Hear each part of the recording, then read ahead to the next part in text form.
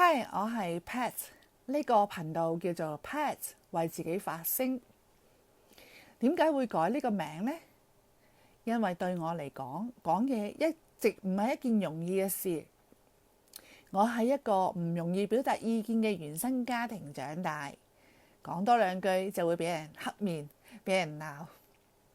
後嚟我結婚，建立咗自己屋企。但係咧，收聲似乎變成咗一個共識。無論我有咩想法，好多時都會被打斷、被叫停，好似我講嘢係唔值得被聽見咁，又唔值得被回應咁。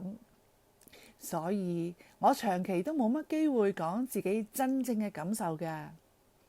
不過，當我分享聖經，又或者當有人喺難處需要安慰嗰陣，我會發現原來我講嘢都 OK 喎，而且仲有重量、有溫度嘅。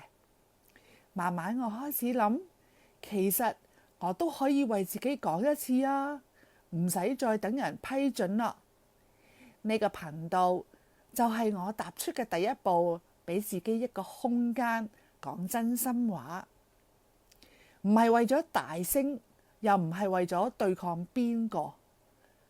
而係因為我真係值得被聽見，我聲音都好重要嘅。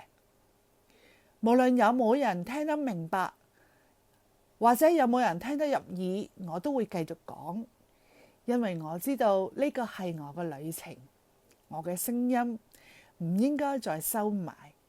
多謝你願意聽我講說話。如果你有類似嘅經歷，歡迎你一齊留低，一齊發聲啊！